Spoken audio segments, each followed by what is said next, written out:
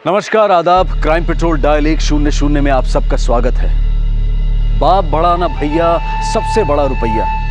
ये कहावत है बड़ी पुरानी, लेकिन हर दौर में एक नया इतिहास रचती है। नोटों को लेकर जो सुर्खियां आजकल चर्चे में हैं, ये केस उन सुर्खियों से अलग है। यहाँ मुद्दा नोटों के बदलाव का नहीं, नोटों से बदलती नीयत का है। पैसा चाहे लालची की तिजोरी में हो या जरूरतमंद के सपनों में, जमाखोर के गद्दों में हो या फिर ईमानदार के रुआब में, पैसे का रंग चेहरे की रंगत बयां कर देता है। पैसे की तासीर ही ऐसी है कि अच्छे अच्छों के ईमान डोल जाते हैं। तो फिर गुल्लक में चिल्लर जोड़ने वाले हाथों में अगर नोटों के बंडल लग जाएं तो?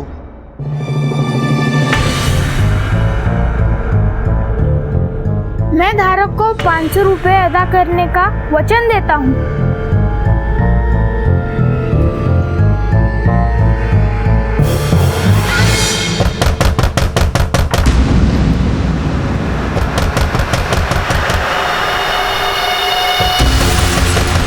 कौन है?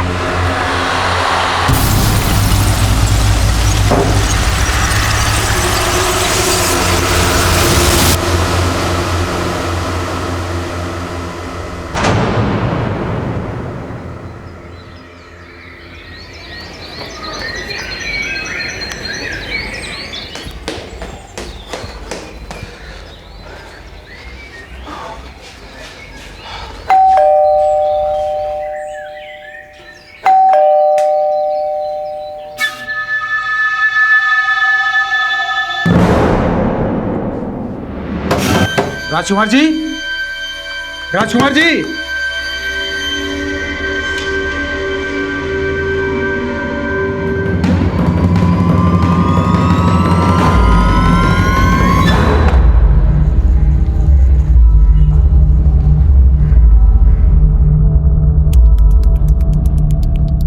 सर आइए सर, मैंने ही फोन किया था आपको। ये देखिए, ये राजकुमार जी का घर। सर मैंने भी बहुत कोशिश की लेकिन कोई फायदा नहीं हुआ। दरवाजा खटखटाया, डोरबेल बजाई, लेकिन दरवाजा खुले ही नहीं। लेकिन अब राजकुमार जी से मिलने क्यों आए थे? सर हम लोग रोज मॉर्निंग वॉक पर निकलते हैं। एक्चुअली मैं सर बाजू वाली विंग में ही रहता हूँ। लेकिन ऐसा भी तो हो सकता है कि राजकुमार जी कहीं बाहर गए होंगे। नहीं सर, पिछले 10 साल से लगातार हम लोग मॉर्निंग वॉक पे जा रहे हैं और राजकुमार जी ने आज तक एक भी मॉर्निंग वॉक मिस नहीं की। भगवान न करे कुछ हो ना गया हो। खोलते सर, आसपास से किसी चाबी वाले को बुलाओ।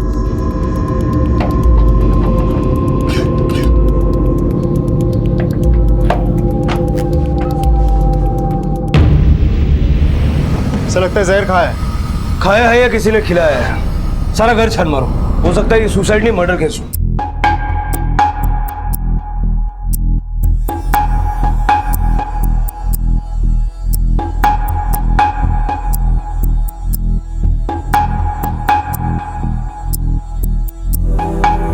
सर इनका एक लड़का भी यहाँ रहता था, सुबह से वो भी नहीं दिखा। क्या नाम है उसका? मनीष। ये? हाँ सर।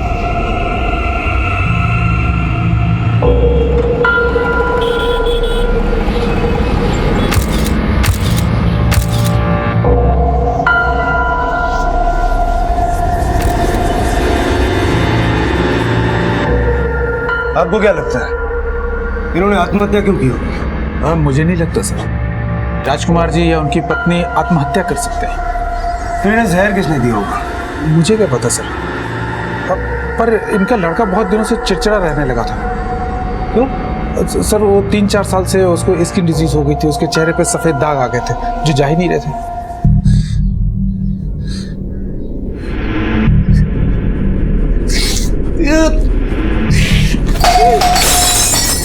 मनीष का नंबर तो मैंने सेव नहीं किया था, उसके पिताजी का नंबर है मेरे पास।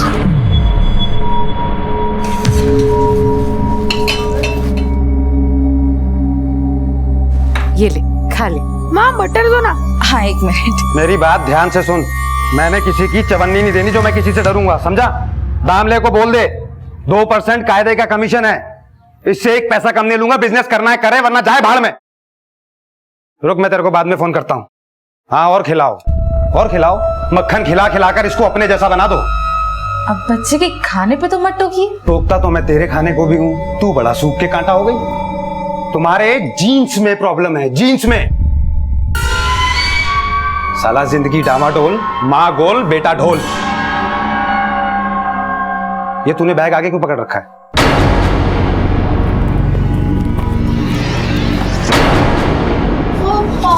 पापा ये अपनी फैट छुपा रहा है। छुपा मत, घटा, एक्सरसाइज कर, वरना जवान होने तक ना खुद को ढो पाएगा ना अपने बाप के जनाजे को।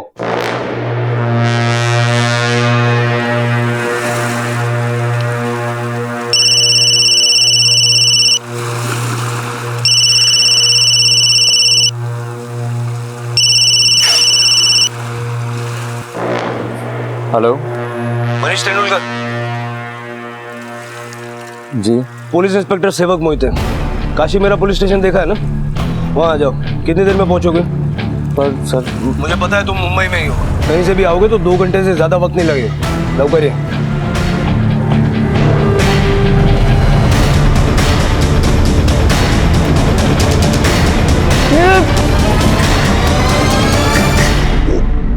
सर, बिल्डिंग के सिक्योरिटी गार्ड ने मनीष को कल देर रात बिल्डिंग से बाहर जाते हुए देखा था।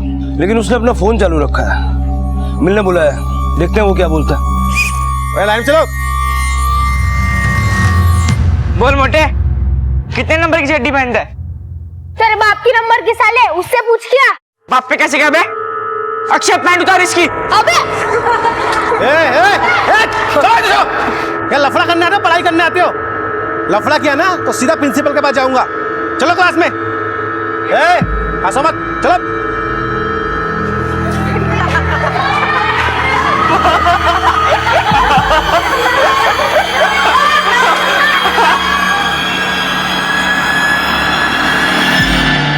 अंकल, आप अक्षय और शुभम को टपका सकते हो क्या? क्या बोला? टपका नहीं सकते तो सारों की हड्डियां तोड़ दो।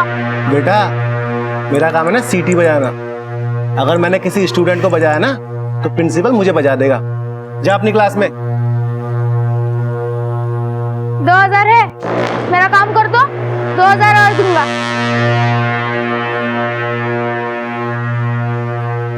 सर, मनीष अभी तक घर नहीं लौटा और उसे घर पे जो खाना मिला है उस पर रैट पॉइजन है। और अब तक वो थाने भी नहीं आया और अब उसका मोबाइल भी बंद है। एक काम करो, उसके मोबाइल की लास्ट लोकेशन चेक करो। Okay sir. तुम्हारा हाथ मत लगाना विमान को, समझे ना?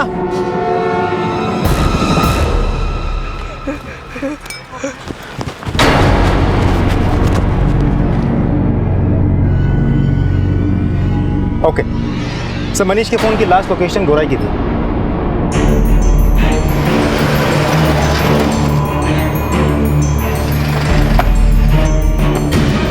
मनीष के पुलिस स्टेशन ना पहुंचने पर मनीष शक के दायरे में आ गया। पुलिस मनीष के फोन की लास्ट लोकेशन से उस तक पहुंचने की लीड तलाशने लगी और कुछ देर की कोशिश के बाद मनीष की तलाश खत्म हो गई।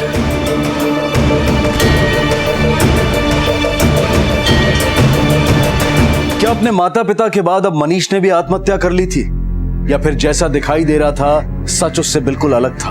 और अगर ये आत्महत्या थी तो ये क्यों और किन हालात में हुई थी, और अगर ये हत्या थी तो इस अपराध की वजह क्या थी? इन घटनाओं के बुनियादी सवाल पुलिस इन्वेस्टिगेशन का आधार थे और बहुत जल्द इन घटनाओं का तार विवान से भी जुड़ने वाला था।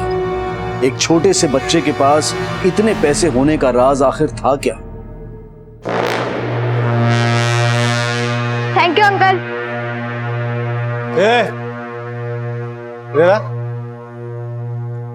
थैंक यू ठीक है, तो ये पैसा लेके कहाँ से आता है? आप आम खाओ ना अंकल, पुटलियां क्यों गिनते हो? सर, मनीष और उसके पेरेंट्स की पोस्टमार्टम रिपोर्ट, तीनों मौत की वजह जहर है। मनीष के पिता के खाने में जहर था और माँ के पानी में जहर था और मनीष ने खुद जहर खाया है। बोलते हैं मनीष के सुसाइड की पॉसिबिलिटी ज्यादा साफ है, लेकिन उसके पेरेंट्स के सुसाइड की पॉसिबिलिटी में अभी क्लैरिटी जरा कम है। हो सकता है किसी ने पर्पसली उनके खाने में जहर मिलाया हो।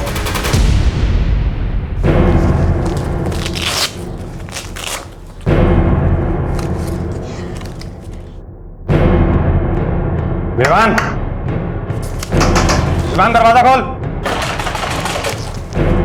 विवान, विवान, विवान, विवान, विवान, दरवाजा क्यों लॉक किया? तो पापा मैं सो गया था पापा। सच बता, क्या कर रहा था? मैं सच बोल रहा हूँ पापा, मैं सो रहा गया था। बैग दिखाते। बैग क्यों पकड़ रहा है? छुपा रहा है ना? स्कूल की डायरी छुपा रहा है? डायरी दिखाता हूँ।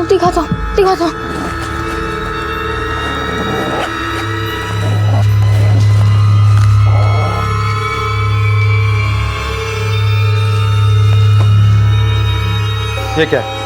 मैथ्स का होमवर्क क्यों नहीं किया? वो पापा मैं भूल गया था पापा। खाना खाना तो नहीं भूलता है? पिछले सेमेस्टर में तू मैथ्स में ही फेल हुआ था ना? इस बार भी हुआ? बच्चे की जान लोगे क्या आप?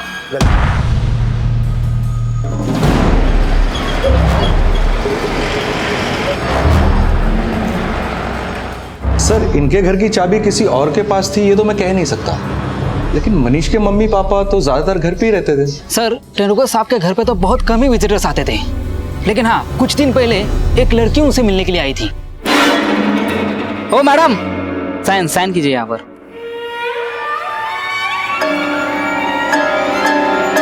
कौन है वो लड़की, पहचानते हो? शायद वो मनीष सर की दोस्त है। उसे मनीष सर के साथ यहाँ आते जाते मैंने कई बार देखा हूँ। हमने सुना है कि मनीष अपने जेनेटिक डिसीज के लिए अपने फादर को बहुत कोसता था। आपको क्या लगता है, मनीष अपने माँ बाप को जहर दे के मार सकता है? सर ऐसा तो नहीं कह सकता, लेकिन कुछ दिन पहले मनीष के फादर उसे बहुत डांट रहे। कल तक तू बोलता था ना, मैं बोलता हूँ कि मुझे तुझ जैसी औलाद पैदा ही नहीं करनी चाहिए थी। अभी यहाँ से तू निकल यहाँ से अभी।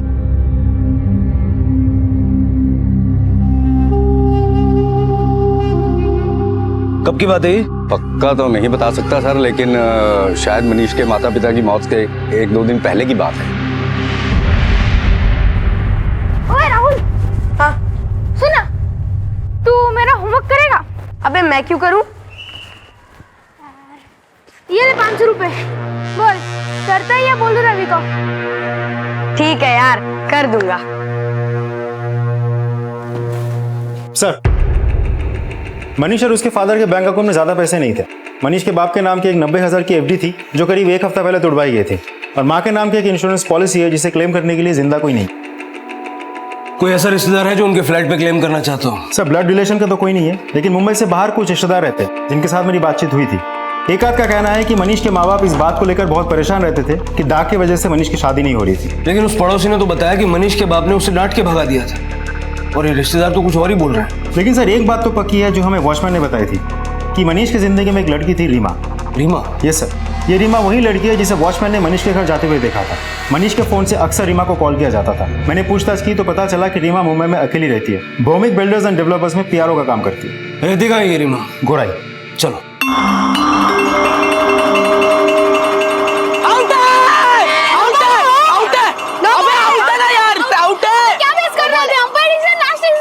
क्या चीटिंग करता है यार? हट। क्या चीटिंग कर रहा है? अंपायर भी चिढ़ता है। जाने दे, चल। ये ले यार, तेरे पास तो बड़े पैसे, टीचर को रिश्वत दे दे, पास कर देगी। उसकी जरूरत नहीं पड़ेगी। ये असली है कि नकली है? तुझे नकली दूंगा। चल।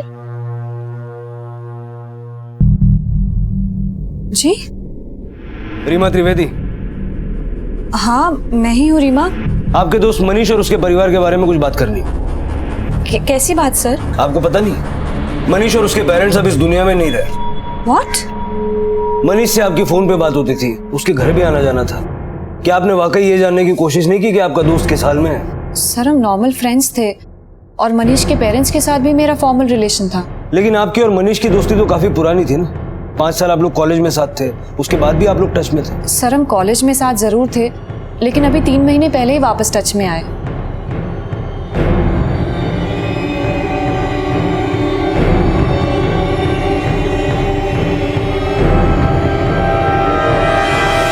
हाय।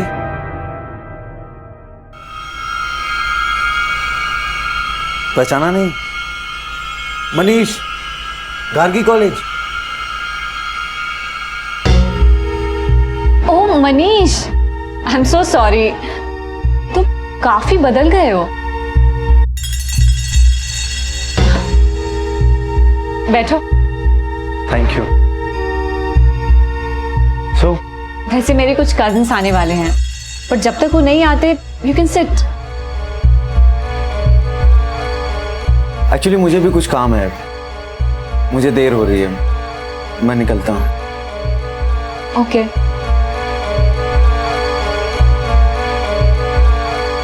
मुझे लगा मनीष बुरा मान गया होगा, इसलिए मैंने हमारी कॉमन फ्रेंड से उसका कांटेक्ट लिया और अगले दिन ही उसे कांटेक्ट किया। दोस्त तो वो पुराना था, पर दोस्ती इतनी गहरी भी नहीं थी।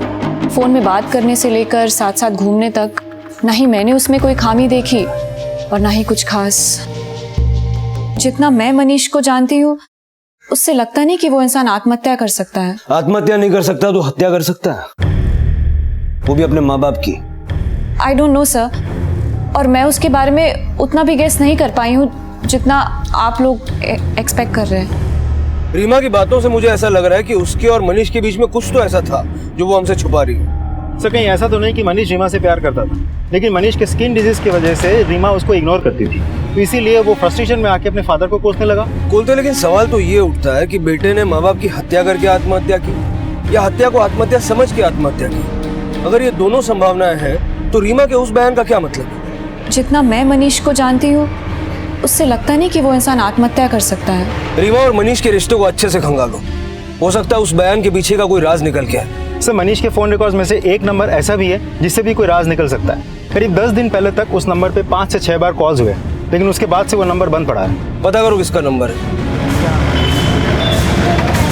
बस भैया अब नहीं। अरे खा लेना यार। नहीं यार, तो उसी के नाम को और एक खा ले, और भूल मत 500 रुपए बाकी है भैया के पास मेरे। खा ले खा ले ना बाबा, और खाए तो पेट से बड़े निकलेंगे।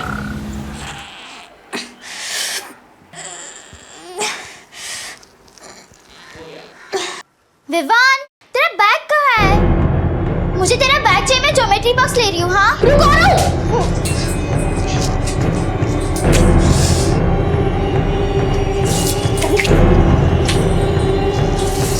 तूने अपना बैग इतना नीचे क्यों रखा है? आ रहा हूँ, रुक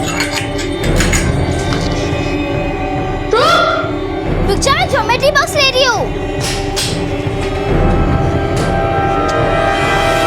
जिस तरह विवान उन पैसों को अपने परिवार की नजरों से बचा रहा था, उससे ये साफ था कि ये पैसे किसी अपराध से जुड़े थे। पर वो अपराध क्या था, उसमें विवान की क्या भागीदारी थी, और ये पैसे विवान तक कैसे और किसके जरिए पहुंचे थे। कहते हैं कि जब कोई अच्छा इत्तेफाक बुरे हादसे की शक्ल ले ले तो गुड लक को भी बैड लक समझकर कोसा जाता है। मनीष और विवान भी ऐसे ही एक इत्तेफाक का शिकार थे। लेकिन क्या था ये इत्तेफाक? क्या ये इत्तेफाक उस शख्स से भी जुड़ा था जिसके नंबर से मनीष के फोन पर कुछ गिने चुने कॉल्स भी आए थे?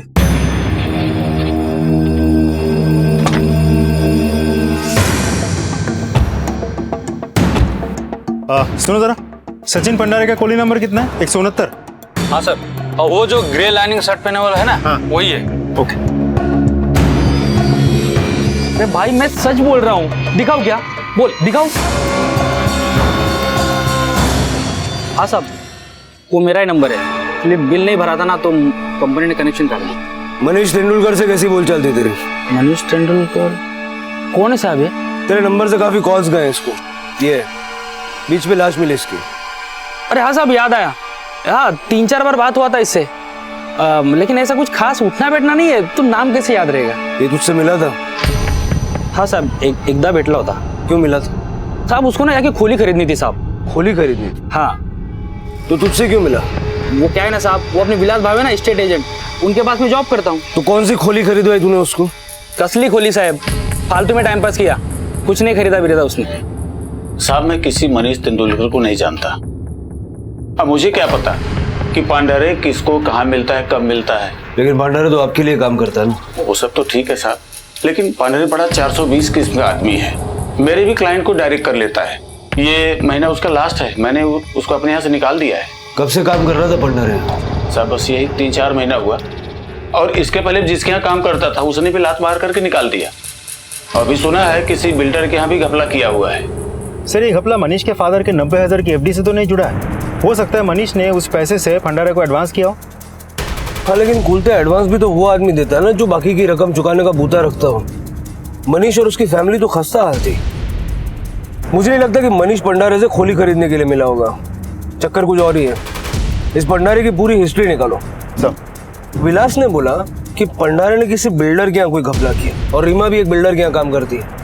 पता करो इस भंडारे और रीमा के बीच में कोई कनेक्शन तो नहीं है। अब रेट बदल गया है, 2 का नहीं 3% लगेगा। ठीक है, नहीं मैं देखता हूँ। हाँ चल ठीक है, चलेगा मेरा। मैं कल एक बार तेरे को फोन करूंगा, ठीक है? क्या है? छोटा बच्चा है, थक गया होगा, अब माफ भी कर दीजिए। चल खड़ा हो। और सुन, आगे से कोई शरारत करी तो तेरी माँ भी नहीं बचा पाएगी, समझा? चल कमरे में जा। हाँ दामले, अरे कल बोला था ना यार, समय ले लेना, इतनी जल्दी क्या है तेरे को बे?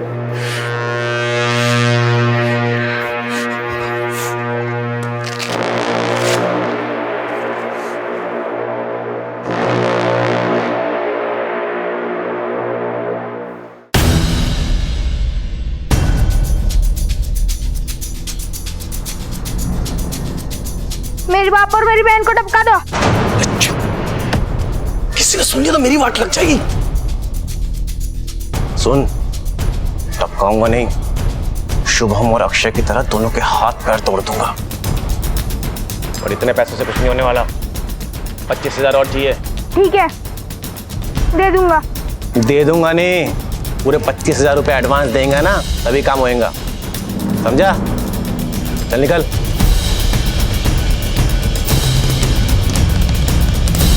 सर, रीमा और भंडारे का कोई कनेक्शन तो सामने नहीं आया, लेकिन ये पता चला है कि रीमा ने अपने अकाउंट से 2.25 लाख रुपए विथड्रॉ करके मनीष को दिया था। CCTV footage.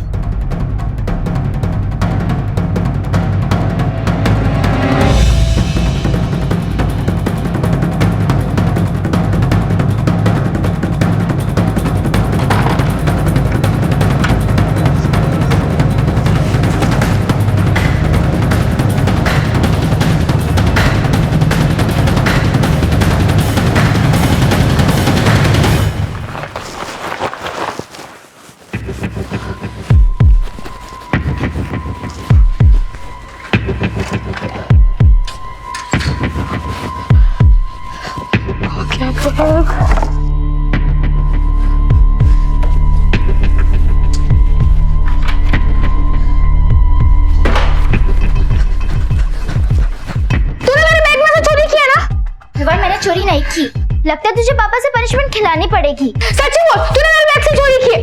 विवान, मुझे पता नहीं कौन सी चोरी है, मुझे जाने दे। छोड़ो से। पापा इसने मेरे बैग से चोरी की है। पापा मुझे पता नहीं कौन सी चोरी, मैंने नहीं की चोरी। क्या चोरी की है? वो मेरा ज्योमेट्री बॉक्स। मैं समझाती हूँ। कुछ सिखाओ इन्हें। तू जा शूज पहन, नया ज्योमेट्री बॉक्स आ जाएगा। हाँ रीमा, अगर वो पैसे तुमने मनीष को उधार नहीं दिए तो फिर दिए क्यों? रीमा, चुप रहने से कोई फायदा नहीं है। अगर कोई क्राइम किया है तो कबूल करने में तुम्हारी भलाई है। सर, मैंने कुछ नहीं किया, बल्कि क्राइम तो मेरे साथ हुआ है। मतलब कैसा क्राइम?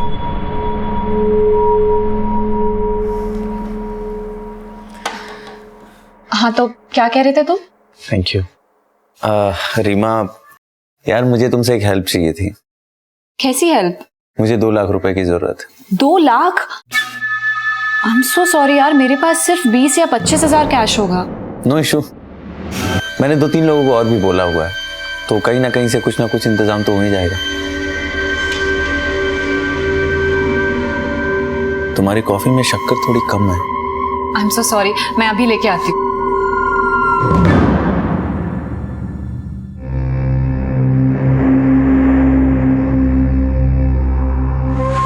पता नहीं कब उसने मेरी कॉफी में बेहोशी की दवा मिला दी, और जब मुझे होश आया तब मुझे उसकी इंटेंशंस का पता लगा।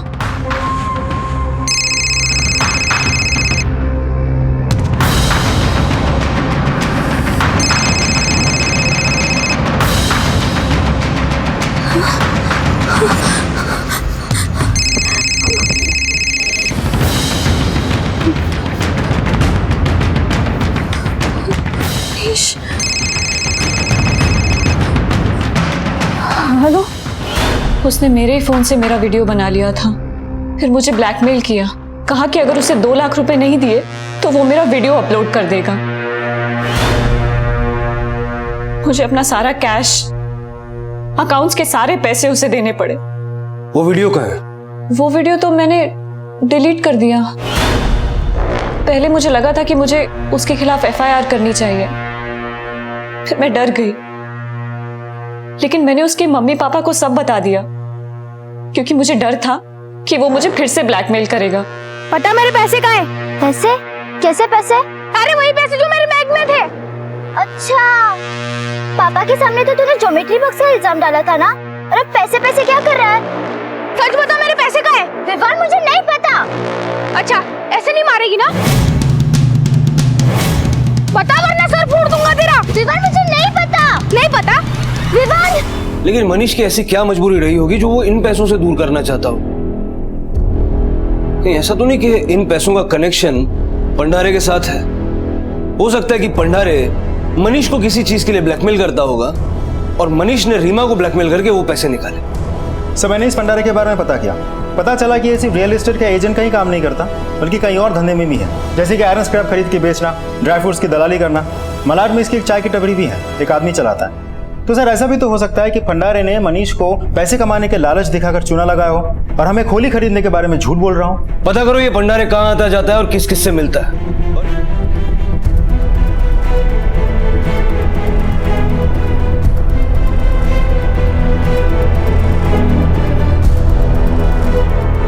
पुलिस सचिन भंडारे और मनीष तेंदुलकर के उस कनेक्शन का पता लगाने में जुटी थी जिसका ताल्लुक उन पैसों से था जो मनीष ने रीमा को ब्लैकमेल करके हासिल किए थे। लेकिन मनीष के सामने ऐसी क्या परिस्थिति खड़ी हुई कि जिसने सभ्य से दिखने वाले लड़के को ऐसा अपराध करने के लिए उकसाया?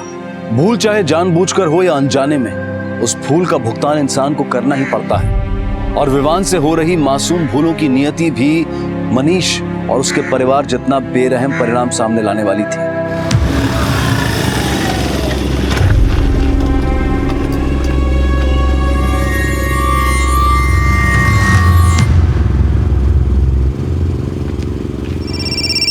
आ जाने दे इसको घर। हाँ जी, बोलिए। हाँ, बोल रहा हूँ। हाँ, क्या? हाँ जी, मैं अभी आ रहा हूँ। हाँ, मैं अभी आ रहा हूँ।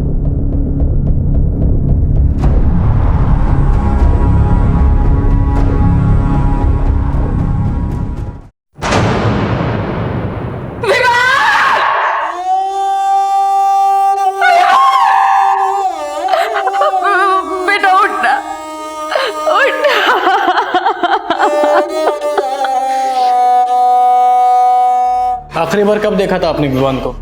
स्कूल जाते वक्त आखिरी बार देखा था सर। जब नहीं लौटा तो हम उसे ढूंढने निकले। हमें क्या पता था।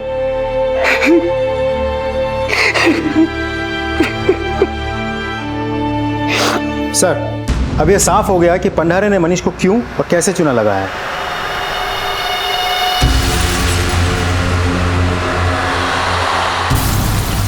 भाई, बुरा नहीं मानोगे तो एक बात बोलूं? बोलिए। कब से ये? 1.5-2 महीने से। सर, भंडारे के साथ एक होम्योपैथिक डॉक्टर का काफी मिलना जुलना है।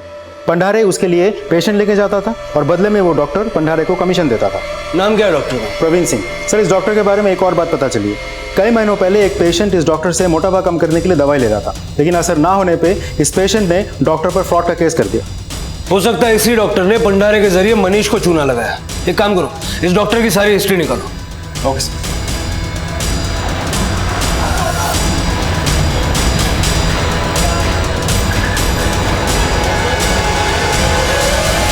हाँ सर, ये बात सच है। विवान के मोटापे के कारण कुछ स्टूडेंट्स उसके साथ मस्ती मजाक किया करते थे।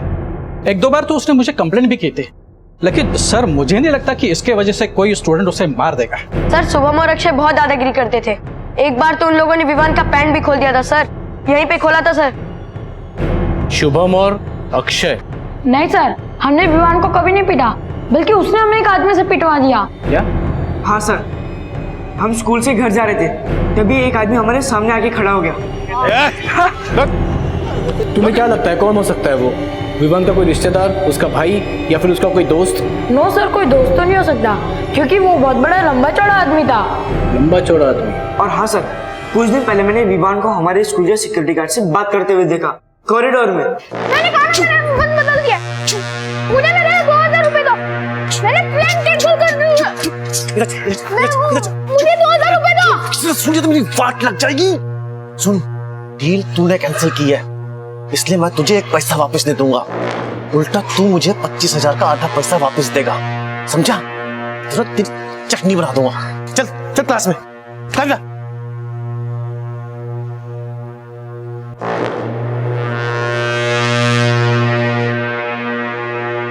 थैंक यू बेटा।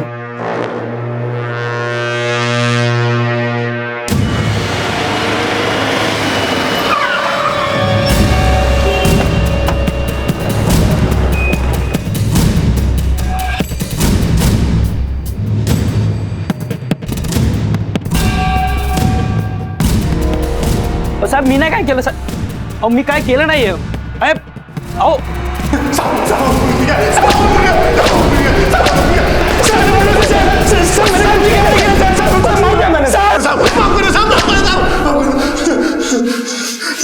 साहब अपन ने विवान को नहीं मारा साहब, विवान ने अपन को पैसा दिया था अक्षय और शुभम को पीटने के वास्ते साहब। आयशा साहब, अपन ने विवान को नहीं मारा साहब। विवान तुमको 25,000 रुपए क्यों देगा? साहब उसकी बहन और उसके बाप को पीटने के वास्ते साहब। मेरे बाप और मेरी बहन को टपका दो। झूठ बोलता है, एक बच्चा तुमको अपने बहन और बाप को मारने के लिए पैसा देगा? सही बोल रहा हूँ साहब। साहब उसकी बहन और उसका बाप उसको बहुत ज्यादा परेशान करते हैं साहब। साहब उसने साहब उनको बोला था कि मैं उन दोनों को टपका दूं, लेकिन साहब नहीं साहब, अपन सब अपन से हाथ पैर तोड़ सकता है, इसके अलावा कुछ नहीं कर सकता। मैं मनीष के बाप से कभी नहीं मिला था, सिर्फ एक बार मनीष से मिला था साहब। कब मिला था? यही कोई 20-22 दिन पहले मेरी चाय की टपरी पे आया था वो। मैंने मनीष को डॉक्टर प्रवीण सिंह के बारे में बताया था और अगले दिन मैं खुद लेके गया क्लिनिक में। कब से है? लगभग 3 साल से। 3 साल से है तो ठीक होने में 3 महीने तो लगेंगे। दवा और परहेज बराबर करना होगा। वो तो ठीक है, लेकिन आपकी फीस कितनी होगी? फीस नहीं, 3 महीने की दवा एक साथ दूंगा, 2.5 लाख लगेंगे। 2.5 लाख? 2.5 लाख तो बहुत ज्यादा है। शरीर से जरूरी कोई चीज नहीं होती। हाँ लेकिन 2.5 लाख रुपए तो बहुत ज्यादा है। हाँ बात तो सही है सर, मैंने इतने सारे पेशेंट आपके पास लाए, मेरे दोस्त के लिए कुछ तो करवा दो ना। देखो कितना हैंडसम दिख रहा है, अभी डाक चले जाएंगे तो सोचो और हैंडसम लगेगा। अच्छा ठीक है, 2.25 लाख, इससे 1 पैसा कम नहीं। हाँ लेकिन इसकी क्या गारंटी है कि उसके बाद ये दाग बिल्कुल चला जाएगा? मैंने हजारों पेशेंट्स ठीक किए, आप चाहो तो इनमें से किसी से भी बात करके देख लो।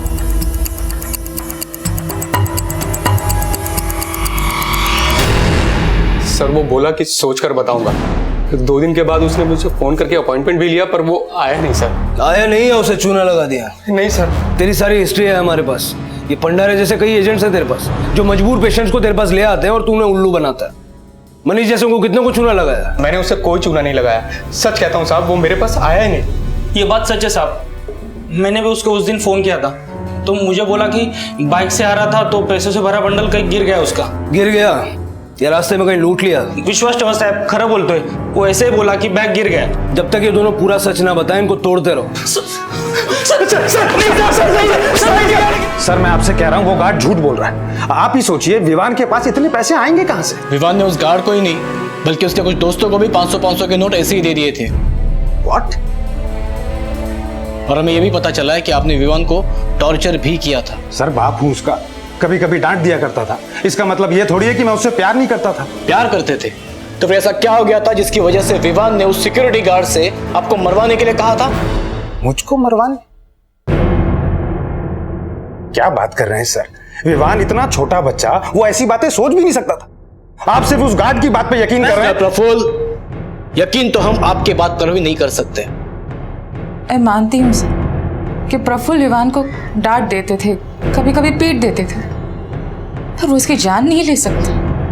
हो सकता है कि ये पैसा विवान ने घर से चोरी किया हो। नहीं सर, अगर ऐसा हुआ होता तो मुझे पता होता। विवान ने तुमसे कभी किसी पैसों के बारे में कुछ बात की थी? बताओ ना, घबराओ मत, बताओ बेटा। हाँ सर, विवान अपनी बैग को हाथ लगाने नहीं देता था। मुझे लगा जरूर उसने कुछ छुपा के रखा है, इसलिए मैं रात को उसकी बैग चेक करने गई थी।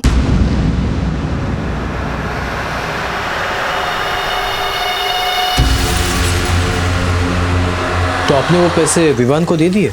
नहीं सर, लेकिन एक बार उसने मुझसे मांगा भी था और सड़क पर झगड़ा तक किया।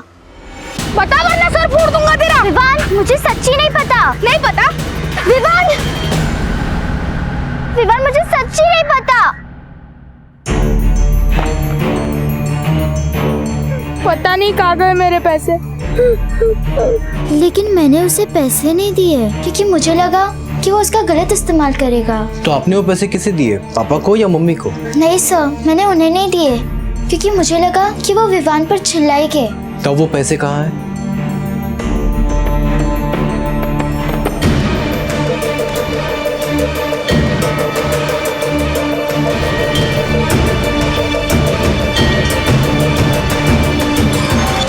इन नोटों की गड्डियों में एक गड्डी नए नोटों की भी है। पता लगवाओ कि ये नोट आखिर किस बैंक से किसको इशू किए गए थे। इससे हमें यह पता चलेगा कि ये नोट आखिर है किसके। विवान की माँ, पापा और बहन, इन सब के बारे में पड़ोसियों से पूछताछ करो। इनके कॉल रिकॉर्ड भी निकलवाओ। और सबसे इम्पोर्टेंट चीज, विवान की जहाँ पे मौत हुई थी उस लोकेशन के आसपास के सभी सीसीटीवी फुटेज निकलवाओ। सर, दोनों को बहुत तोड़ा, लेकिन बोल रहे कि मनीष से वो पैसा गिर गया था। सर, मैंने नए नोटों के नंबर को ट्रेस किया तो पता चला वो नए नोट इंडियन बैंक के गोराई ब्रांच से निकाले गए हैं और अकाउंट होल्डर का नाम रीमा त्रिवेदी है। रीमा त्रिवेदी? रीमा के अकाउंट से विड्रॉ किए गए पैसे विवान के पास मिलने की पुष्टि होने के बाद पुलिस ने मनीष और उसके माता पिता की मौत के कारणों की एक थ्योरी बनाई। मतलब हुआ ये कि मनीष ने रीमा को ब्लैकमेल करके उससे पैसा ले तो लिया, लेकिन अपना स्किन डिजीज ठीक कराने का उसका सपना ही रह गया। वो पैसा लेकर निकला तो था, लेकिन वो पैसा उससे गिर गया और उस बच्चे विवान को मिल गया।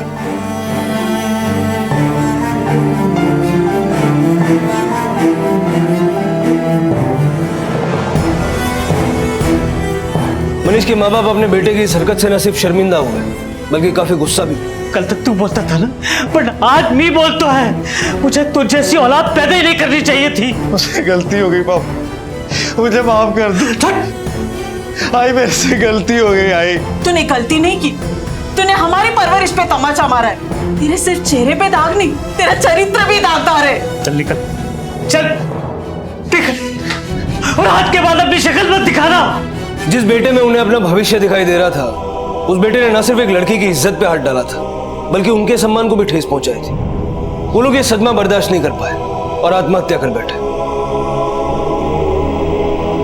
मनीष और सचिन पंडारे की मुलाकात एक ऐसा इत्तेफाक था जिसने मनीष को उसकी स्किन डिजीज ठीक होने की ऐसी खोखली उम्मीद दी कि जिसके भ्रम जाल में फंसकर ना सिर्फ उसने अपनी दोस्ती का गला घोटा, बल्कि अपने माता पिता की जिंदगी को भी नाउमीदी से भर दिया। हालांकि पुलिस डॉक्टर और सचिन पंडारे के फरेब का भांडाफोड़ करने में सफल रही, लेकिन मनीष और उसके माता पिता की मौत को आत्महत्या ही माना गया। लेकिन विवान की हत्या की गई थी, पर क्या विवान की हत्या की वजह वही पैसे थे जो रीमा के जरिए मनीष तक होते हुए इत्तफाकन विवान के हाथ लग गए थे? सर, मैंने विवान के फादर की फोन लोकेशन चेक की तो पता चला विवान की हत्या वाले दिन उसके फादर का फोन उसी एरिया में काफी देर तक एक्टिव था जहां विवान की लाश मिली। ये क्या बदतमीजी है सर? मैं आपसे कितनी बार कह चुका हूं, मैं उस एरिया में गया जरूर था, पर मैं वहां विवान को ढूंढ रहा था। मैं तो उस गली में गया भी नहीं जहां उसकी लाश मिली है। अच्छा,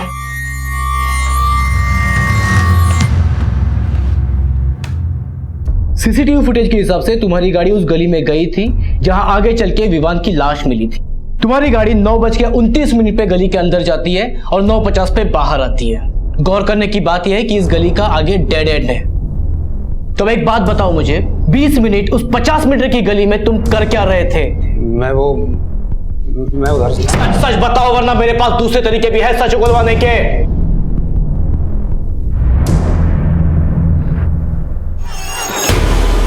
क्या कर रहे हैं? बोल। तुझे ढूंढ ढूंढ के पागल हो गया हूँ। क्या कर रहा है? पापा, मैंने चोरी नहीं की। पापा, मुझे वो पैसे रास्ते से मिले थे। पापा, कौन से पैसे? सर, विवान को लगा कि सृष्टि ने मुझे सब कुछ बता दिया है, पर ऐसा था नहीं। मेरे पूछने पर उसने मुझे सब कुछ बता दिया, ये भी कि वो उस गार्ड से मुझे पिटवाना चाहता था। पापा मैंने आपको मारने की सुपारी भी दी थी। सर मैं विवान को मारना नहीं चाहता था, बिल्कुल नहीं सर, गुस्से में हो गया, गुस्से में, और अपने क्राइम को एक्सेप्ट करने की हिम्मत भी नहीं थी मुझ में। अब जेल में बैठ के अपने गुस्से को काबू करना।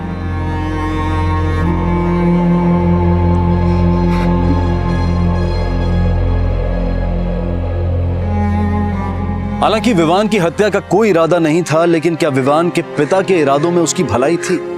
विवान के मोटापे का मजाक सिर्फ बाहर वाले ही नहीं, बल्कि विवान के पिता और बहन भी उड़ाते थे। मासूम जज्बात जब अपनों की अवहेलना का शिकार होते हैं तो उनके भटकने की संभावनाएं बढ़ जाती हैं, जो उन्हें अपराध की राह पर ले जा सकती हैं। मनीष के माता पिता ने मनीष के ठीक होने की उम्मीदों को हमेशा जिंदा रखना चाहा, लेकिन मनीष की हताशा उस पर इतनी हावी हो चुकी थी कि वो अपने आप को अपराध के रास्ते पर जाने से रोक नहीं पाया। हालांकि इंसान को अपने हालात का बोझ खुद ही उठाना होता है, लेकिन ऐसी गलती करने से हमेशा बचे जो दूसरों की उम्मीदों को और हमारे ज़मीर को मारते। किसी को दुआ भले ही ना दे, लेकिन किसी की खामी को मजाक का ठहाका और घृणा की नजर भी ना दे। क्या कर सकते हैं आपके लिए?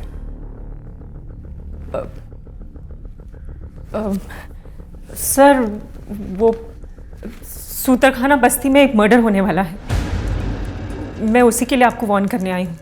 किसका मर्डर? और आप कैसे जानती हैं? इससे ज्यादा मैं आपको कुछ नहीं बता सकती। बैठिए प्लीज, बैठिए। लेकिन क्यों नहीं बता सकती हैं? अगर आप सही हैं तो पूरी इंफॉर्मेशन दीजिए ना हमें, ताकि हम एक्शन ले सकें। देखिए मुझे जो बताना था मैंने आपको बता दिया, अब आगे आप संभाल लीजिए। तो क्या करेंगे आपकी इस आधी अधूरी इंफॉर्मेशन का? पूरी बात तो बतानी पड़ेगी ना आपको। मैंने आपको इन्फॉर्मेशन देकर अपनी जिम्मेदारी पूरी की है, अब आप संभाल लीजिए, मुझे कुछ नहीं पता।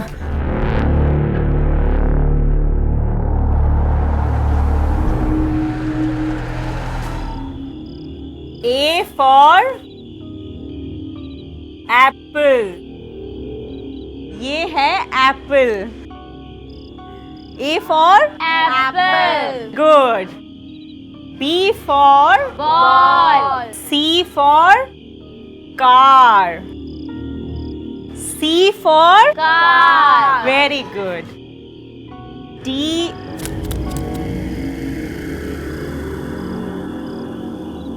अब आप सब लोग दोहराओ, मैं अभी आती हूँ। A for apple, B for ball, C for cat. A for apple, B for ball, C for car. Very good, अब आगे पढ़ते हैं।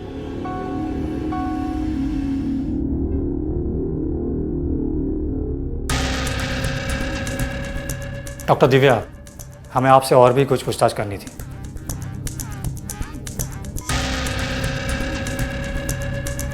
देखिए मैंने आपसे पहले ही कहा था मुझे इसके बारे में और कुछ नहीं पता। आई एम सॉरी, मैं आपको और कुछ नहीं बता सकती।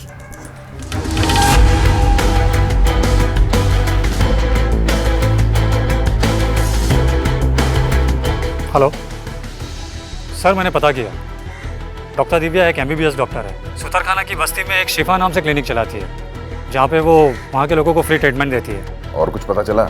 नहीं सर, वो और कुछ बताने के लिए तैयार नहीं है। सर मुझे तो लग रहा है कि उसे कोई गलतफहमी हुई होगी। कबीर, हम इस बात को नजरअंदाज नहीं कर सकते हैं। वो मर्डर की बात कर रही है, एक डॉक्टर है, समझदार है। अगर वो होने वाले कातिल का नाम नहीं बता रही तो हो सकता है कि वो उसका कोई बहुत करीबी हो। इसे वो गलत करने से रोकना भी चाहती है और ये भी नहीं चाहती कि वो किसी परेशानी में पड़े। पता करो कि बस्ती में उसके करीबी लोग कौन हैं, शायद हमें पता चले वो किसे बचाना चाहती है। Okay sir.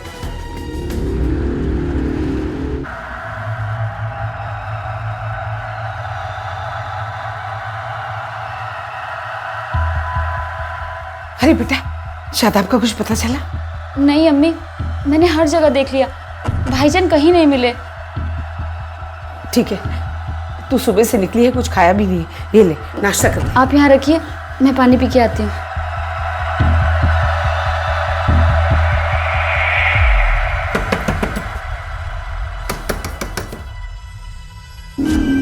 सरसेवत शादाब है घर पे? नहीं, क्या बात है, आप इतना चिंतित क्यों लग रही हैं? दिव्या कल रात से घर नहीं आई है, उसका फोन ट्राई कर रही हूँ लेकिन फोन भी बंद आ रहा है।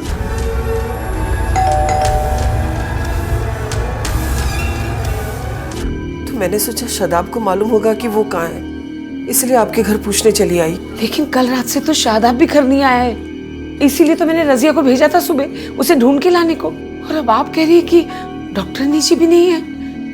कहाँ गए होंगे दोनों?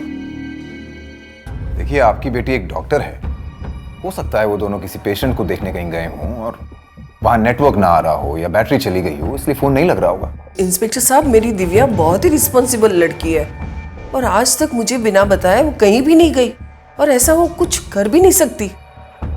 और शादाब साहब, वो तो बिल्कुल निकम्मा और बिल्कुल भरोसे के लायक नहीं था पहले, लेकिन जब से डॉक्टर जी की संगत में रहने लगा एकदम सुधर गया।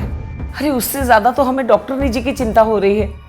बड़ी ही नेक बच्ची है और हम पर बहुत एहसान है उसके। आप किसी भी तरह करके उसे ढूंढिए। कोई तस्वीर है आपके पास? हाँ जी, बेटा।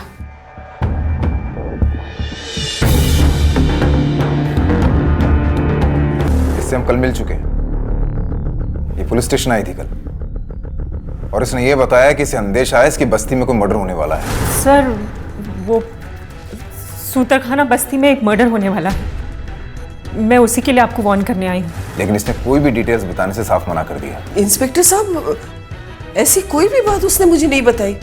मुझे बहुत ही चिंता हो रही है अभी से।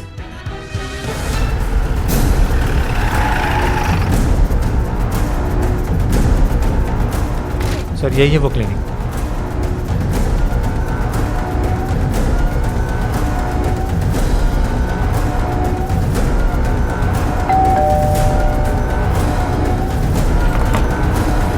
लॉक्ड है।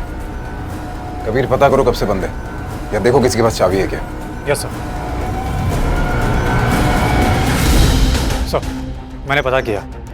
दिव्या शाम को इस क्लिनिक में अलग अलग उम्र के लोगों को पढ़ाया करती थी। कल रात 8 बजे की क्लास खत्म कर दी, जिसके बाद वो लोग अपने अपने घर लौट गए थे। क्लिनिक में सिर्फ दिव्या और शादाब ही थे, लेकिन उसके बाद उन्हें किसी ने नहीं देखा। एक काम करो कबीर, ताला तुड़वा।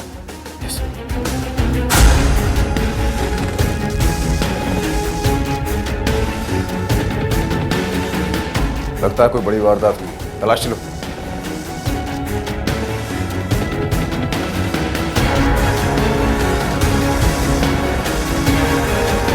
सर, यहाँ पे देखिए खून पड़ा है। लगता है चोट काफी गहरी थी। फॉरेंसिक को बुलाओ और सैंपल लेने के लिए कहो। क्लिनिक को सील करो। सर, अगर दिव्या सच बोल रही थी तो कहीं ऐसा तो नहीं कि वो अपने मर्डर के बारे में बात कर रही थी? अपनी मौत की बात कर रही थी और चेहरे पे जरा भी शिकन नहीं थी।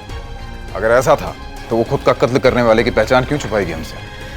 सर, हमारी तलाशी के दौरान ये शादाब और दिव्या के मोबाइल फोन मिले हैं।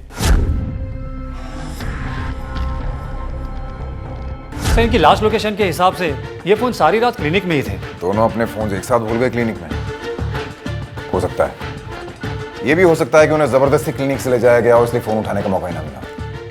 फोन को फॉरेंसिक भिजवाओ और पता करो कि बस्ती में किसने उन्हें आखिरी बार देखा और कहाँ। हेलो, कैसी हैं आप? रजिया बता रही थी कि आपने कल से कुछ भी खाया पिया नहीं है। जिस माँ के बच्चे का कुछ आता पता ना हो, उस माँ के गले से निवाला कैसे उतरेगा? पता नहीं दोनों बच्चे कहाँ हैं, किस हाल में हैं। भगवान करे सब कुछ ठीक हो जाएगा, हमारे बच्चे सही सलामत वापस आ जाएंगे। थोड़ी सी शांति है मेरे दिल को कि शादाब दिव्या के साथ है। आपका शादाब भी आजकल बहुत जिम्मेदार हो गया है। ये सब आपकी बेटी दिव्या की वजह से ही है जो शादाब इतना बदल गए। अरे असलम भाई, क्या हाल है? लाला से आप छोड़िए। अरे एक ही सेब है ना? क्या? अम्मी, एक बात बता, मेरे पैसे किसने चुराए? अरे मैंने नहीं चुराया अम्मी। निकम्मा कहीं का झूठ। दिन भर आवारागर्दी करता रहता है और मैंने नहीं निकाला। तू हट इधर से। हाँ? मेरे पैसे का पेड़ में उगते हैं जो तू करता है। क्या कर रही है यार अम्मी? पकड़ पकड़ मारूं असलम, पकड़। अम्मी छोड़ दिया। अम्मी बात करने का तमीज नहीं, बात करने की। अम्मी, माँ को याद अम्मी अम्मी अम्मी अम्मी अम्मी अम्मी अम्मी जान, अम्मी जान, अम्मी। अरे काम क्यों नहीं करता तू? निकम्मा कहीं का। कौन देगा काम यार, बता। ए असलम, तेरे पास कोई काम है क्या? बच्चे से निकम्मे का तो कभी काम नहीं। अरे तेरी तो देखा, इसके पास भी तेरे लिए काम नहीं। अरे अम्मी, आंटी देखो ना डॉक्टर जी, बिल्कुल निकम्मा ये लड़का, कोई काम खाना काज का, बस ऐसे ही तंग करता है। आंटी जी, आप गुस्सा ना करें। वैसे मेरे पास इसके लिए काम है। मुझे क्लिनिक पर एक हेल्पर की ज़रूरत है। अगर ये चाहे तो कल से ही काम पर आ सकता है। सच? नहीं नहीं नहीं, मुझे कोई काम, अम्मी मैं क्या काम करूंगा डॉक्टर के साथ? चुप कर जी, जरूर आएगा ये। आपकी बहुत बहुत ठीक मेहरबानी। है, तो फिर कल से आ जाना, मैं पूरा काम सिखा दूंगी। हाँ, धन्यवाद। उस दिन आपकी बेटी ने शादाब को काम पर रख के हमारी तो जैसे जिंदगी ही बदल दी। आपकी बेटी की संगत में मेरा शादाब तो पूरी तरह बदल गया, एक जिम्मेदार इंसान बन गया, जिसकी हमने कभी उम्मीद नहीं की थी। मेरा दिल कह रहा है हमारे बच्चे जरूर सही सलामत वापस आ जाएंगे हमारे पास। माँ, तुम यहाँ? अरे क्या हुआ? अरे आज मैं बहुत खुश हूँ। पता है तुम्हारी बेटी डॉक्टर बन गई है। ये देखो मेरा मेडल और ये है मेरा सर्टिफिकेट। अक्सर ये देखा जाता है कि अपनी मंजिल तक पहुंचने का संघर्ष इंसान के आदर्शों को कमजोर बना देता है, उसकी सोच को बदल देता है। लेकिन दिव्या के साथ ऐसा कुछ नहीं हुआ। बड़े शहर के बड़े हॉस्पिटल में नौकरी करने और विदेश जाने के ऑप्शंस खुले होने के बावजूद भी उसने गरीब बस्ती में अपना छोटा सा क्लिनिक खोला था। वो ना सिर्फ गरीबों का मुफ्त इलाज किया करती थी, बल्कि वहां रहने वाले बच्चों और बूढ़ों को पढ़ाया भी करती थी। पर यह नेक इंसान, ये काबिल डॉक्टर अचानक कहीं गायब हो गई थी और माना यह जा रहा था कि हो ना हो उसकी हत्या कर दी गई है। सर, दिव्या की डीएनए रिपोर्ट। तो क्या रिपोर्ट? सब रिपोर्ट से पता चल रहा है कि क्लिनिक में जो खून था वो दिव्या का ही था। क्लिनिक में जितना खून मिला है, अगर वो दिव्या का है तो वो जरूर बहुत जख्मी हालत में होगी। बिल्कुल सर। सर कहीं ऐसा तो नहीं कि दिव्या का कत्ल कर दिया गया हो वहीं उसी के क्लिनिक में, फिर उसकी बॉडी को ले जाकर कहीं डंप कर दिया गया हो और यह कत्ल शादाब ने होते हुए देख लिया हो, इसलिए उसे भी गायब कर दिया गया हो सकता है, बिल्कुल हो सकता है। लेकिन उस सूरत में तो शादाब को भी वहीं मार देना चाहिए था क्लिनिक में, और फिर हमें उसका खून भी मिलता वहां। मगर ऐसा नहीं हुआ। एक काम करो, पता करो कि क्या उस बस्ती में कोई ऐसा था जो दिव्या और शादाब को नुकसान पहुंचाना चाहता था। Yes sir. बहुत नेक इंसान है वो साहब।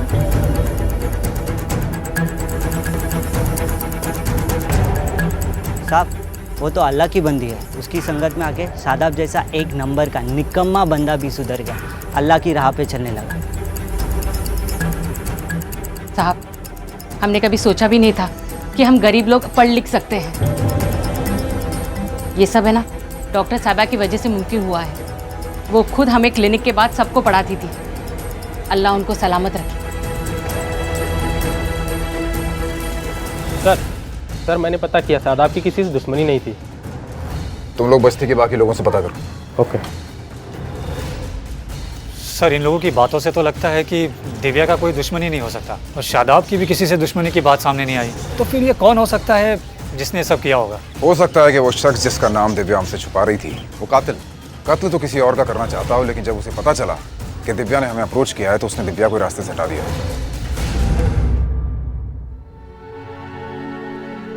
अम्मी, 2 दिन से आपने कुछ नहीं खाया है। कल रात से आप दुआ में बैठी हैं। थोड़ा सा पानी पी लीजिए।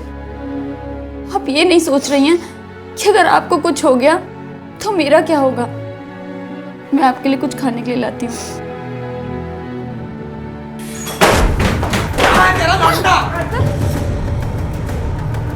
कहाँ है?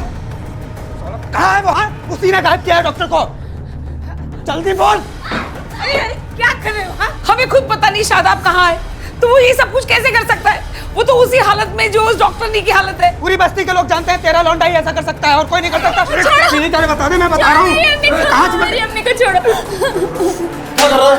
क्या चल रहा है?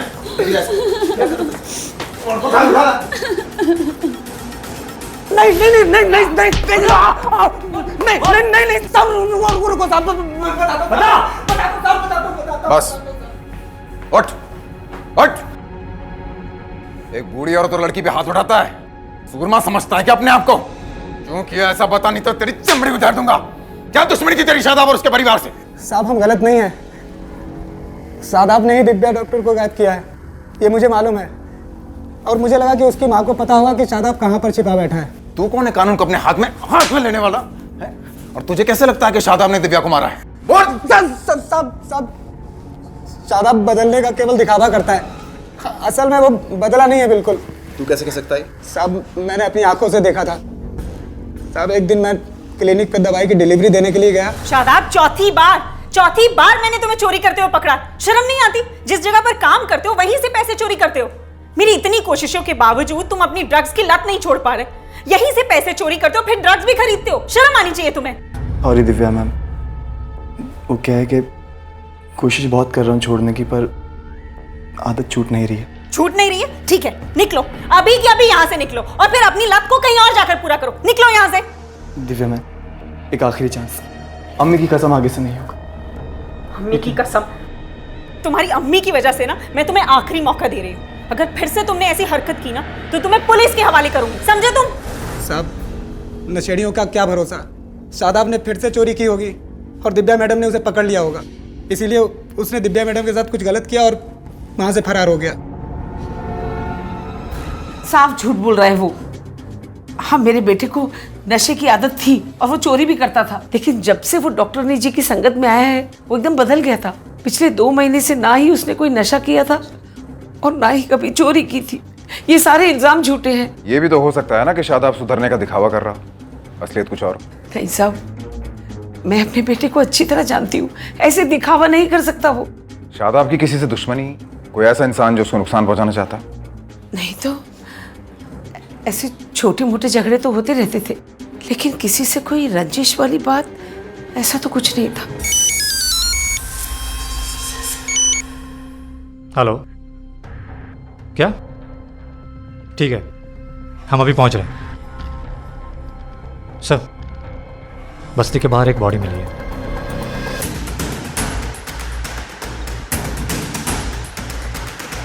सर, ये तो रूबीना है। साहब, हमने कभी सोचा भी नहीं था कि हम गरीब लोग पढ़ लिख सकते हैं। ये सब है ना डॉक्टर साहबा की वजह से मुमकिन हुआ है। अल्लाह उनको सलामत रखे। दिव्या की क्लिनिक में साफ सफाई का काम करती थी। हटो, हटो। अम्मी, अम्मी, क्या हो गया मेरी अम्मी को? छोड़ो। लेके जाओ। नहीं अम्मी। सर, हो सकता है कि ये मामला दिव्या और शादाब के मामले से जुड़ा हुआ हो। अभी तो हमें ये भी नहीं मालूम कि आखिर मामला क्या है। वो दोनों सिर्फ गायब हुए हैं या उन्हें मार दिया गया है, किसी जुर्म का शिकार हुए हैं या खुद मुजरिम है। बॉडी को पोस्टमार्टम के लिए भिजवाओ। यस। अम्मी के साथ साथ मैं भी सफाई में उनके साथ हाथ बटाती थी, पर किसी ने मेरी अम्मी को क्यों मारा होगा मुझे नहीं पता। याद करके बताओ, कोई ऐसा शख्स जिसकी तुम्हारी अम्मी से रंजिश हो, या तुमने अपनी अम्मी के बर्ताव में कोई बदलाव देखा हो, या अपने आसपास कोई अजीब सी बात देखी हो तो बताओ हमें। नहीं, ऐसा कुछ भी नहीं था। देखो, अगर तुम चाहती हो कि हम तुम्हारी अम्मी के कातिलों को पकड़ें तो जो भी जानती हो बताओ, क्योंकि मैं यकीन से कह सकता हूँ कि तुम हमसे कुछ ना कुछ छुपा रही हो। जिस शाम दिव्या मैडम गायब हुई थी उस समय मैं और अम्मी उनके क्लास में ही थे, और करीब 9:15 बजे जब हम घर आए तो अम्मी को किसी का फोन आया था। थक गई होगी ना? हाँ, बहुत जा, ज्यादा। हाथ मुंह धो ले, मैं तेरे लिए खाना लगाती। जा।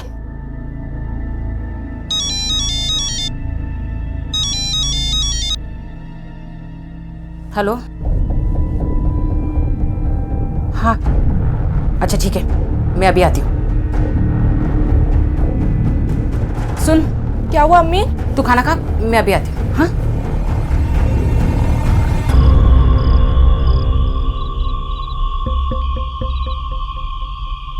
उसके बाद जब अम्मी वापस आई तो मैंने देखा कि वो बाहर कुछ जला रही थी।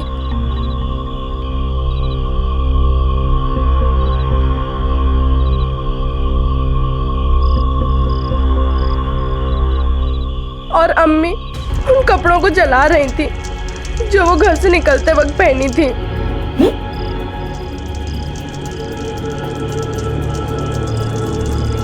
अम्मी, ये क्या कर रही हो? जाके सो जा अंदर, जा जा। और सुन, ये कुछ भी देखा है ना तूने, इसका जिक्र किसी के सामने मत करना, वरना आफत आ जाएगी तुझ पर भी और मुझ पर भी। जा अंदर।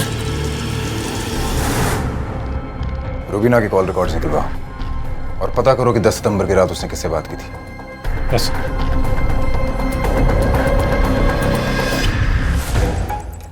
सर, इतना तो कंफर्म हो गया है कि रूबीना क्लिनिक आई थी, लेकिन ये पता नहीं चल रहा है कि वो क्यों आई थी। सर कहीं कातिल रुबीना ही तो नहीं जिसके बारे में मौन करने दिव्या हमारे पास आई थी? सूतरखाना बस्ती में एक मर्डर होने वाला है, मैं उसी के लिए आपको वार्न करने आई हूँ। हो सकता है। एक मिनट। हेलो, क्या? ठीक सर, और एक लाश मिली। कहाँ? बस्ती के बाहर। चलो।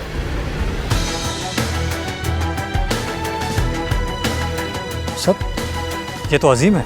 नशेड़ियों का क्या भरोसा, शादाब ने फिर से चोरी की होगी और दिव्या मैडम ने उसे पकड़ लिया होगा, इसीलिए उसने दिव्या मैडम के साथ कुछ गलत किया और वहाँ से फरार हो गया। दिव्या की क्लिनिक में मेडिसिन सप्लाई करता था। लोगों से पता करो किसी ने कुछ देखा क्या? Yes sir. दिव्या और शादाब अचानक गायब हो जाते हैं। क्लिनिक में हमें दिव्या का खून मिलता है जिससे हमें लगता है कि दिव्या को मारा जा चुका है। फिर हमें 2 लाशें मिलती हैं, एक उसके क्लिनिक में काम करने वाली रुबीना की और दूसरी उसकी मेडिसिन सप्लायर अजीम की। सर इस कत्ल की वजह चाहे जो भी हो, लेकिन इसका कोई ना कोई कनेक्शन दिव्या, शादाब या उस क्लिनिक से जरूर है। या ये भी हो सकता है कि हमें गुमराह करने के लिए क्लिनिक में ब्लड फैलाया गया, क्योंकि मिसिंग तो दिव्या और शादाब है लेकिन लाशें हमें दूसरों की मिल रही हैं। कहीं ऐसा तो नहीं सबके पीछे वो दोनों ही हो? मैं जानती हूँ तुम घर जाना चाहते हो, लेकिन मैं ऐसा नहीं कर सकती। बाहर जाओगे तो खतरे में पड़ जाओगे, और अगर खतरे में पड़ गए तो तुम्हारी अम्मी, तुम्हारी बहन का क्या होगा? सोचो जरा। हाँ? उनको बता दूं कि तुम ठीक हो, पर शादाब अगर मैंने उनको बता दिया तो सबको पता चल जाएगा। दिया, दिव्या, दिव्या के बारे में जानना चाहते हो तुम?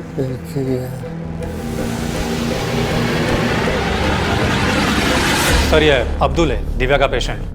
बैठो। बस्ती में पूछताछ के दौरान इसने बताया कि दिव्या के क्लिनिक में बच्चे की डिलीवरी के वक्त जो औरत की मौत हुई थी वो किसी गफूर की बीवी थी, और इन सब के लिए वो उसे जिम्मेदार मानता था, इसलिए उससे काफी नाराज भी था। ये बात कितने पहले की है? करीब सर 3 महीने पहले की। मैं डायबिटीज की दवा लेने गया था डॉक्टर साहिबा के क्लिनिक पर, वहाँ एकदम से गफूर आ गया। बंद कर अपनी ये मौत की दुकान, तेरी वजह से मेरी बीवी की जान चली गई, तू कातिल है। अब ये तेरी दुकान चलने नहीं दूंगा, तेरी दुकान नहीं चलने दूंगा मैं। इसको कुछ नहीं आता है, कुछ नहीं आता इसे। गफूर भाई क्या कर रहे में दवाइयां देती है। चुप, बिल्कुल चुप। मैंने नहीं, आपने मारा है अपनी बीवी को। 9 सालों में 7-7 बच्चे पैदा करवाकर 8वीं तक आते आते बेचारी के शरीर में जान तक खत्म हो गई, मर गई बेचारी, दम तोड़ दिया उसने, बर्दाश्त ही नहीं कर पाई।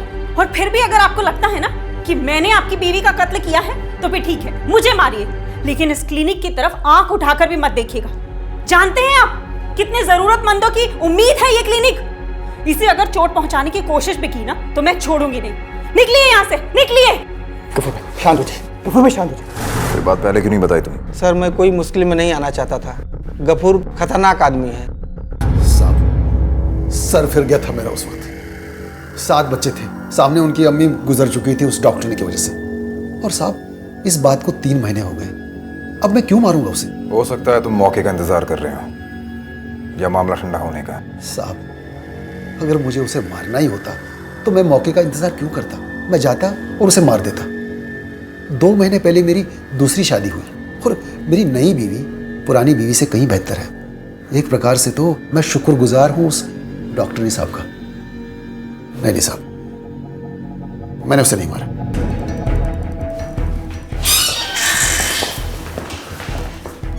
गफूर गुस्सेल जरूर है, लेकिन लगता नहीं इसने दिव्या का खून किया है। सर मैंने इसकी दूसरी बीवी और पड़ोसियों से भी बात की। 10 सितंबर की रात को आपके शौहर कहाँ थे? साहब मेरे शौहर तो पूरी रात घर पे ही थे मेरे साथ। सर अगर गफूर को भी सस्पेक्ट लिस्ट से हटा देंगे तो हम वहीं आ जाएंगे जहां से हम चले थे। अब ना हमारे पास कोई सस्पेक्ट है और ना ही कोई लीड। सर अजीम की लास्ट लोकेशन ट्रेस हो गई है। जाओ। सर 10 सितंबर को 8:30 से लेकर 10 बजे तक अजीम भी दिव्या के क्लिनिक पे ही था।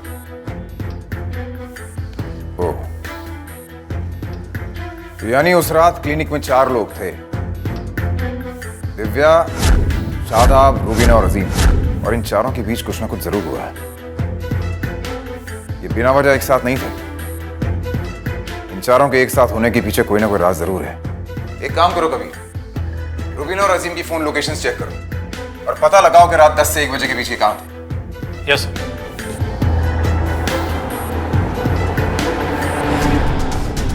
सर। उस रात रुबीना और अजीम दोनों के फ़ोन इसी लोकेशन पे थे और 10 से लेकर 12 बजे तक वो लोग यहीं पे थे। उस रात क्यों आए होंगे यहाँ और 2 घंटे क्या कर रहे थे?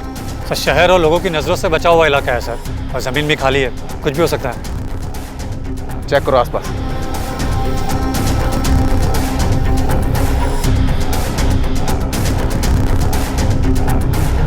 सर यहाँ कुछ है?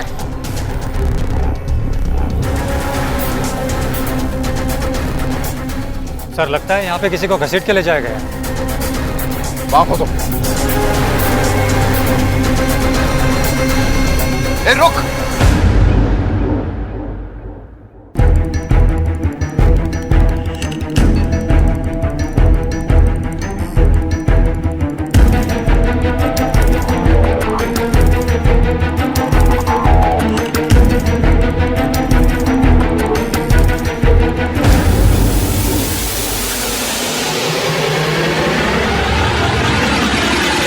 अब तक की जांच में जो तस्वीर सामने आई थी उससे यह साफ हो चुका था कि वो दिव्या की भलाई, उसकी उदारता ही थी जिसकी कीमत उसे चुकानी पड़ी थी। मिट्टी में सनी जमीन पर पड़ी उसकी लाश हमारे उस सदियों पुराने यकीन पर सवाल उठा रही थी कि जो लोग भले होते हैं उनके साथ कुछ बुरा नहीं होता। उसकी माँ जो अब तक हर डर को दरकिनार कर उसके लौटने की उम्मीद लगाकर बैठी थी, उसकी उम्मीद मिट्टी में मिल गई। एक जीवन जिसने कई जीवन बदले और कई औरों को बदलने की चाहत रखता था, उस जीवन को समय से पहले ही मिट्टी में मिला दिया गया, खत्म कर दिया गया। इस मामले की इन्वेस्टिगेटिंग टीम को अब सिर्फ एक ही लक्ष्य दिखाई दे रहा था, उस मुजरिम तक पहुंचना जिसने दिव्या को इस अंजाम तक पहुंचाया था। लेकिन उससे पहले उन्हें दिव्या की मां को उनकी बेटी से मिलवाना था।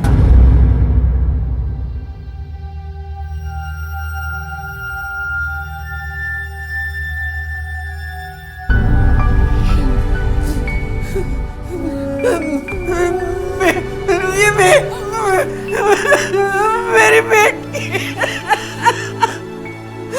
मेरी बेटी को उठाओ कोई। बेटा देख मम्मी आई है, देख बेटा उठ मां आई है।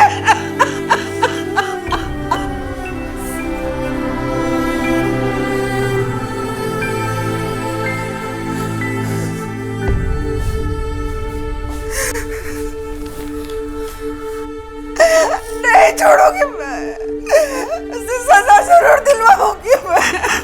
बस शांत हो जाओ, अल्लाह की मर्जी के आगे किसकी चलती है। देखिए, इस गुनाह के लिए जो भी जिम्मेदार है हमारे हाथों से बचेगा नहीं। धीरज रखिए। साहब, शादाब का कुछ पता चला? अभी तक तो नहीं, लेकिन या तो वो खुद किसी जुर्म का शिकार हो गया है या इस सारे मामले के पीछे उसी का हाथ है, और दोनों ही सूरतों में ज्यादा दिन चुप नहीं पाएगा हमसे। ढूंढ निकालेंगे उसे। दवा ले लो, कुछ आराम मिल जाएगा।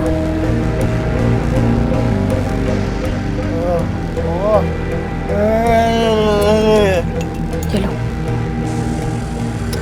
दवा क्यों नहीं ले रहे हो? बाथरूम।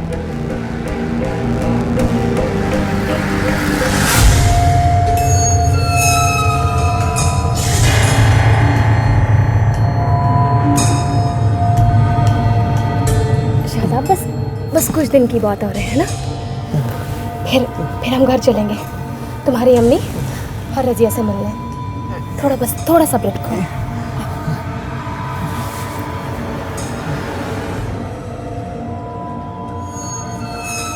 हिम्मत से।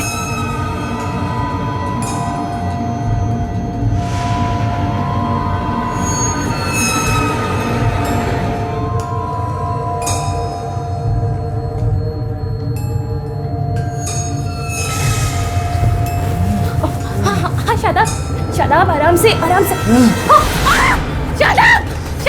शादाब तुम ऐसा नहीं कर सकते। शादाब दरवाजा खोलो, शादाब खोलो दरवाजा।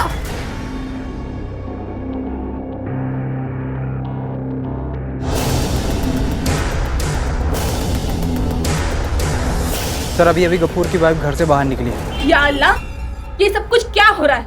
मुझे तो कुछ समझ में नहीं आ रहा है। तो पैसे लाइए ना। हाँ। चल पैसे निकाल।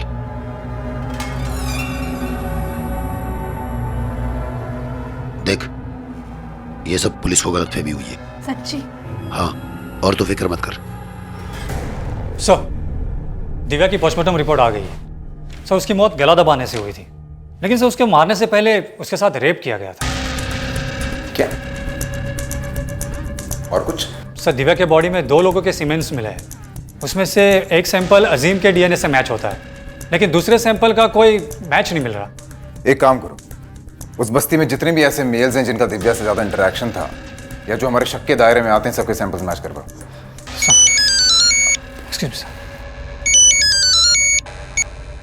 हेलो, क्या? ओके सर, शादाब लौट आया है। चलो, उस बस्ती में जितने भी ऐसे मेल्स हैं जिनका दिव्या से ज़्यादा इंटरेक्शन था या जो हमारे शक के दायरे में आते हैं, सबके सैंपल्स मैच करवाओ।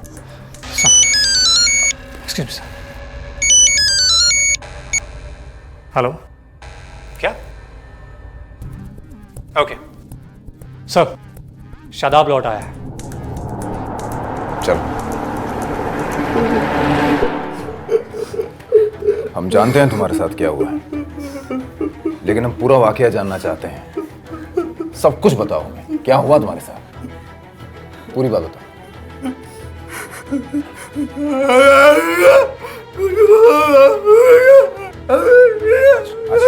अच्छा, ओके ओके, रिलैक्स। अच्छा, लो इस पे लिख के बताओ। लिखो इस पे।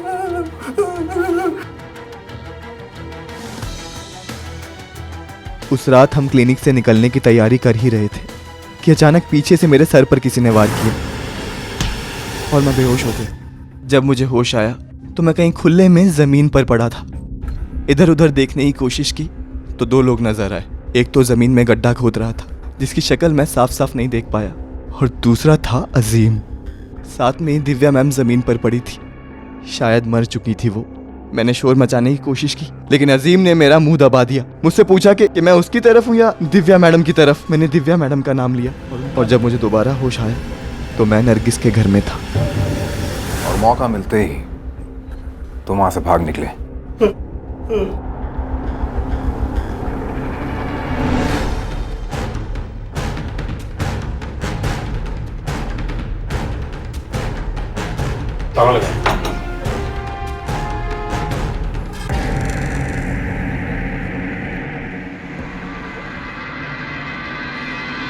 हेलो,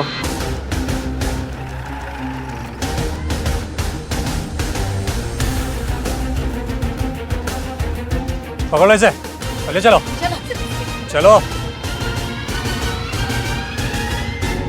मैं सिर्फ शादाब की मदद करना चाहती थी। एक दिन बस्ती के बाहर सुनसान जगह पे शादाब मुझे बेहोश मिला। शादाब! कैसे भी करके मैं शादाब को घर लाई। जब उसको होश आया तो वो दर्द के मारे चीखने लगा, चिल्लाने लगा।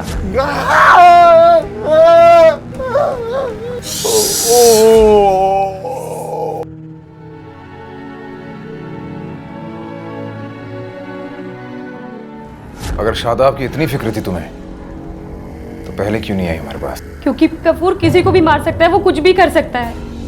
मौके वारदात पे वही तीनों वहां पे मौजूद थे, गफूर, रुबीना और अजीम। कौन है वहाँ? चल कौन है?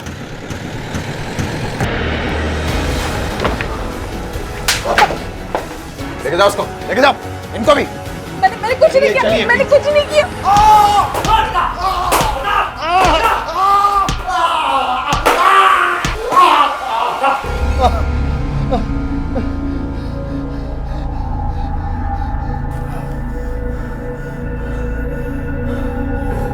बहुत जान है तुझमें।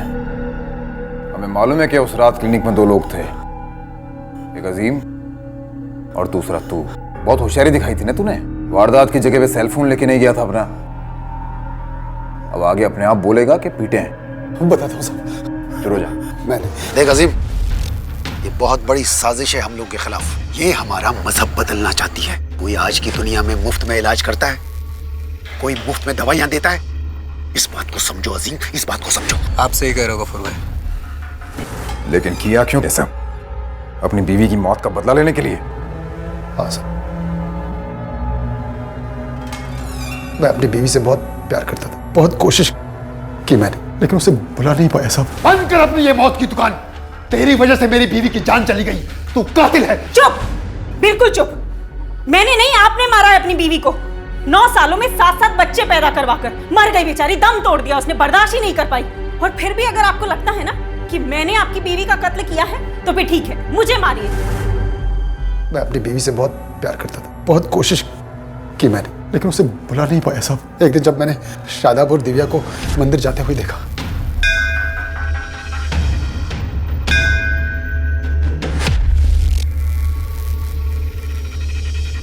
मुझे मौका मिला अपने लोगों को उनके खिलाफ भड़काने के लिए। ये क्या कह रहे हैं आप लोगों को कोई गलत फहमी हुई है। मैं शादाब को मंदिर अपने साथ इसलिए लेकर गई थी क्योंकि मैं मंदिर अकेले नहीं जाना चाहती थी, और कोई बात नहीं है, मैं सच कह रही हूँ। हाँ गफूर भाई, कैसी बात कर रहे हैं आप?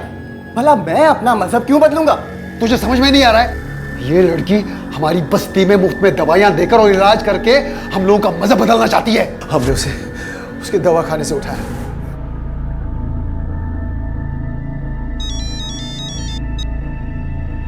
हेलो। हाँ रूबीना,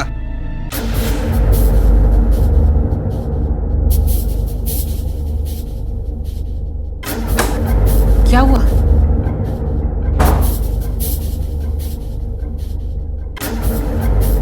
दीदी, ये मजहब बदलना चाहती है। पैसे ले और जबान मत खोलना, ठीक है? शादाब को भी साथ लेके गए और बस्ती के बाहर एक सुनसान जगह ले जाकर उसके साथ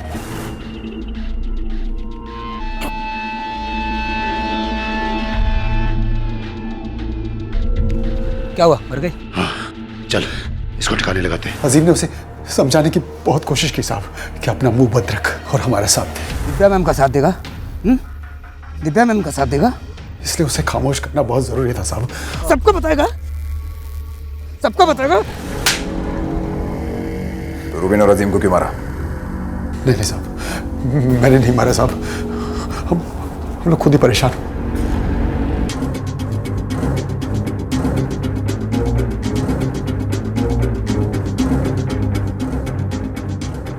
दिव्या मैडम ने कॉलेज में दाखिला करवाया था। मुझे एक प्रोजेक्ट मिला था कॉलेज से अलग अलग धर्मों में मिलने वाली समानताओं को लेकर, इसलिए हर धर्म के बारे में जानना था मुझे।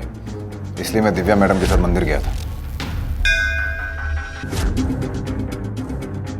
गफूर ने कबूल कर लिया कि उसने दिव्या का रेप और मर्डर किया, मगर उसने हमें यह भी बताया कि उसने रूबीन और अजीम को नहीं मारा। तो कहीं ऐसा तो नहीं कि दिव्या की मौत का बदला लेने के लिए तुमने उन दोनों को मारा?